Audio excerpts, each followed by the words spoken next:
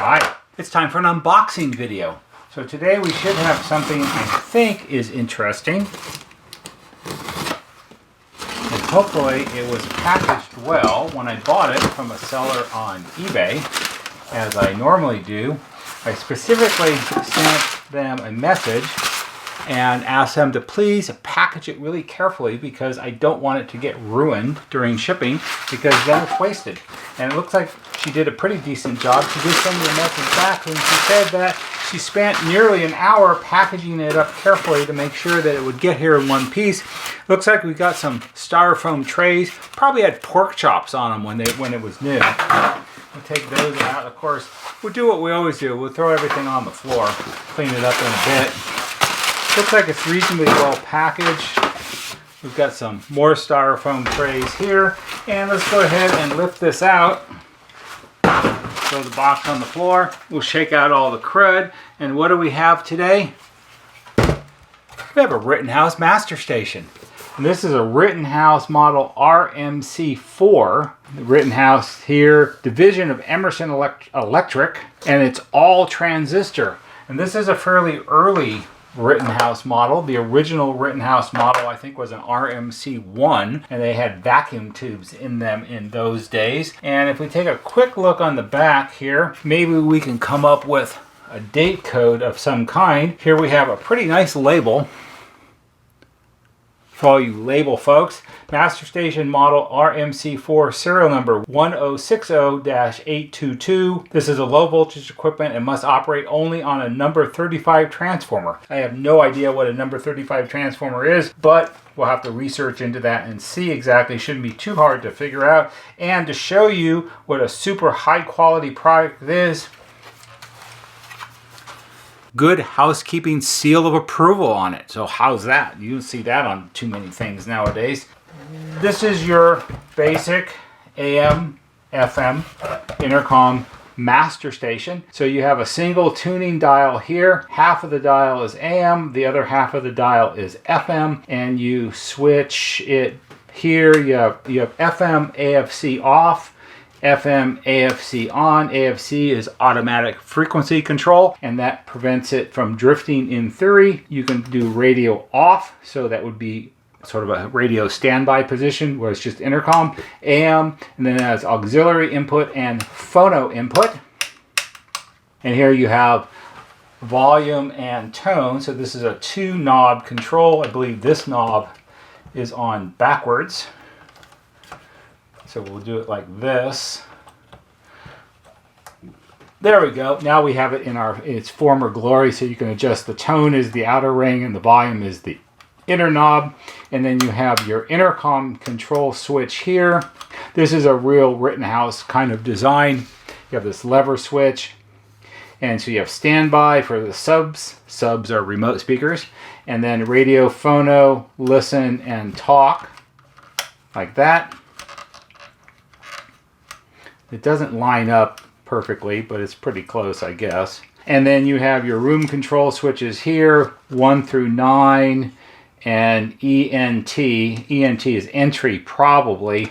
And these are just 2 position switches, on or off. And I don't have remote stations to go with this, but that's okay. And then here you have your main power switch and main speaker volume here. It's a nice sort of copper anodized aluminum faceplate with this nice metal mesh grill here.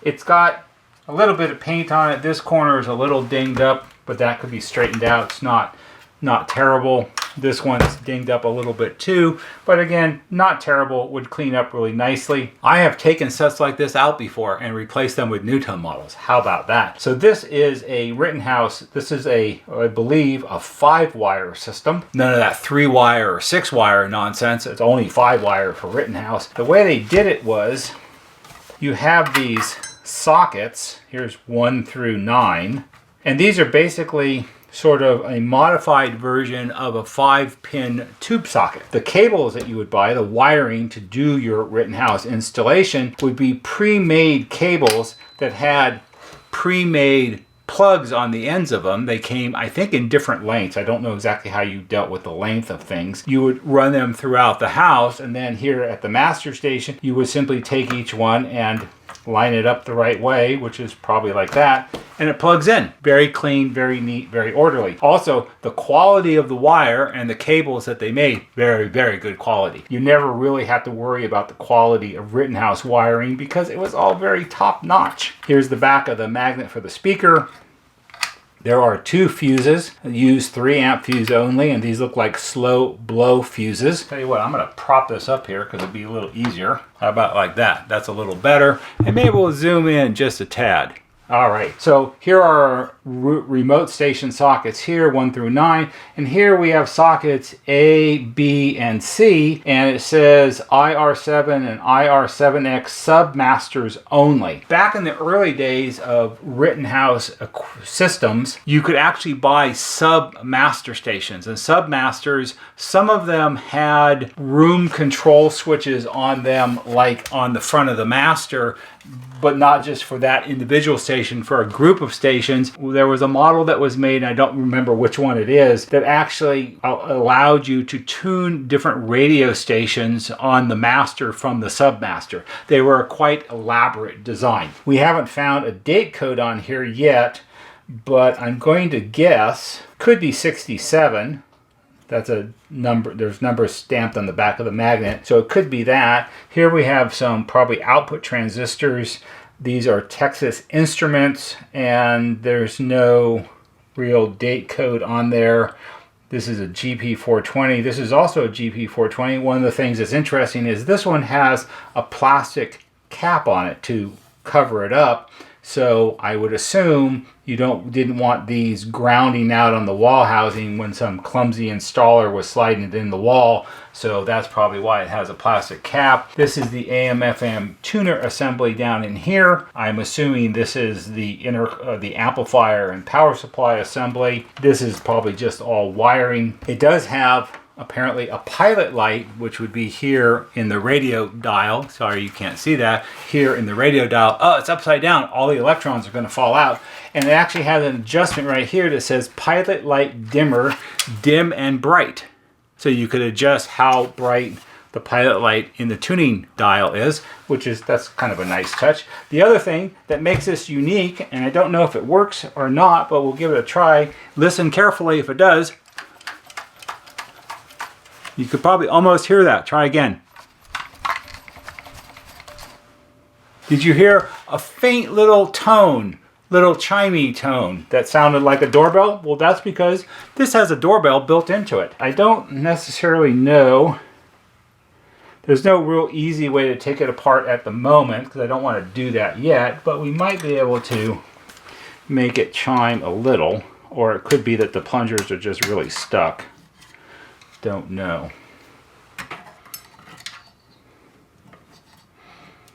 No, they don't really want to move. However, we might be able to do this.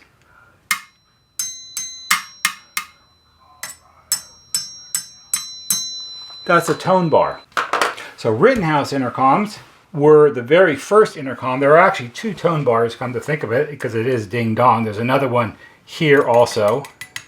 And if you look carefully, right here, this is an electromagnetic pickup coil, and this is another electromagnetic pickup coil. So the doorbell is a standard mechanical 2-note doorbell, and it looks like it's got 2 plungers, so it's probably front door and rear door.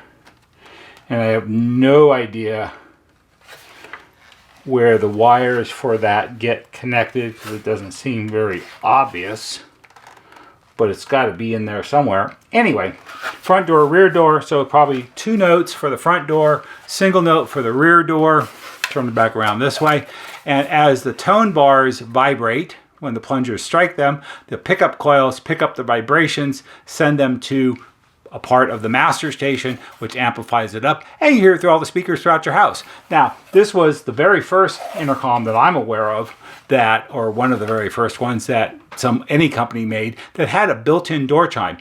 Back in those days, if you wanted to do that with a NuTone intercom, you have to buy a separate doorbell and then run extra wiring to set that up, because you know NuTone started off as a doorbell company. And there's also right here, you also have a chime volume adjustment, so you can adjust how loud or how soft it really is, which is also a nice touch.